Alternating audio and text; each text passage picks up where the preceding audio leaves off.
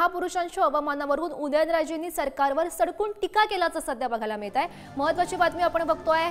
उदयनराजे सध्या सरकारवर संतापलेले आहेत आणि महापुरुषांच्या अवमानावरून त्यांनी सरकारवर टीका केल्याचं बघायला मिळतंय। मकोकासारखा कायदा का लावत नाहीत असा सवाल आता उदयनराजेंनी सरकारला उपस्थित केला। विशेष अधिवेशन बोलावण्याच्या मागणीकडे सुद्धा सरकारचं दुर्लक्ष होत आहे असंही त्यांनी म्हटलं। अवमान दंगली होतात हे सरकारला दिसत नाही का असाही सवाल उदयनराजेंनी उपस्थित केलेला आहे। सोबतच सरकार गोळ्यानं दूध पितंय का असा संतापही उदयनराजेंनी व्यक्त केल्याचं बघायला मिळत आहे। राजमाता जिजाऊ असतील, शिवाजी महाराज असतील आणि संभाजी महाराज, त्यांची वारंवार थट्टा अवहेलना म्हणजे गलिच्छ त्यांच्यावरती विधान केले जातात आणि युगपुरुषांचं अवमान किती काळ आपण सहन करून घेणार आहोत। हे मागच सांगितलं होतं की मकोका सारखा जो कायदा आहे कॉग्निझेबल आणि नॉन बेलेबल किमान एक 10 वर्ष सक्त त्याला शिक्षा लागू झाली पाहिजे।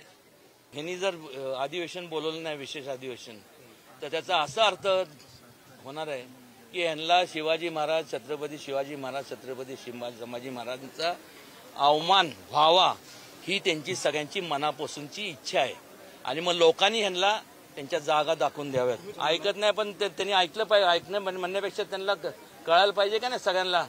एका सांगण्यासारख्या बोळ्यान दूध पितं का ते सगळे लोक। आता अवमान जेव्हा होतं तेव्हा दिसत नाही का, दंगली होतात, कोणाचं प्राण जातो, हे होतात ते होतात, त्याला कारणीभूत कोण? हा कायदा तुम्ही पारित नाही केला तर कारणीभूत हेच संपूर्ण।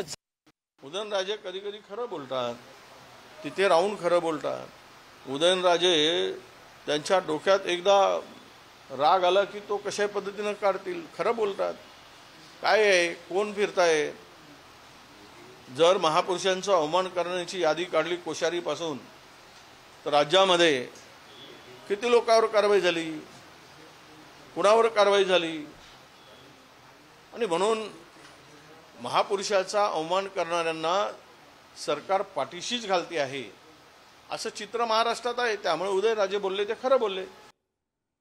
आणि या संदर्भात अधिकची माहिती जाणून घेऊयात। आमचे प्रतिनिधी तुषार झारेकर सध्या आपल्या सोबत आहेत। तुषार, सध्या आपण बघू शकतोय महाराजांच्या अवमानावरून खरं तर उदयनराजे सध्या आक्रमक झालेले आहेत, सरकारवर त्यांनी टीका केल्याचं बघायला मिळत आहे। काय नेमके असे सध्या पडसाद उमटतात? नक्कीच गौरी, एकंदरीत जर आपण पाहिलं तर उदयनराजे खरं तर या ठिकाणी आले होते। वडू या गावी छत्रपती संभाजी महाराजांची जी पुण्यतिथी सोहळा आहे त्या सोहळ्याला दर्शन घेण्यासाठी या ठिकाणी आले होते आणि त्यावेळेस उदयनराजेंनी प्रसारमाध्यमांशी बोलताना त्यांनी सरकारवरती सडकून अशी टीका केलेली पाहायला मिळतीये। त्यांनी स्पष्ट असं म्हटलंय की महाराजांवरती अवमानकारक भाषा वापरण्यावरती मकोका का लावू नये किंवा सरकारने अशा लोकांवरती लवकरात लवकर कारवाई करायला का सरकार कमी पडतंय, अशा शब्दात खरं तर उदयनराजेंनी टीका केल्याचं पाहायला मिळालं। यात त्यांनी असंही म्हटलं की विशेष अधिवेशन खरं तर या संपूर्ण गोष्टींसाठी बोलवण्यात यावं, मात्र सरकार त्याकडे दुर्लक्ष करत असल्याचंही खरं तर उदयनराजेंनी स्पष्ट केलं आणि त्यामुळे कुठेतरी सरकारवरती टीका होऊनही सरकार का ऐकत नाहीये याकडे आता वेगळ्या नजरेने खरं तर शिवप्रेमी पाहताना एकंदरीत पाहायला मिळतात। मात्र सरकारने लवकरात लवकर महाराजांवरती जे अवमानकारक शब्द वापरले जातात त्यांच्यावरती कारवाई करावी। आता उदयनराजे भोसलेंनी ज्या शब्दामध्ये सरकारवरती टीका केली आहे ते पाहता लवकरात लवकर सरकार कारवाई करतंय का ते पाहणं महत्त्वाचं ठरणार आहे। गौरी, नक्कीच तुषार, नक्कीच याचे काय राजकीय पडसाद उमटतात हे बघणं सुद्धा महत्त्वाचं असेल। तुषार, धन्यवाद दिलेल्या सविस्तर माहितीसाठी।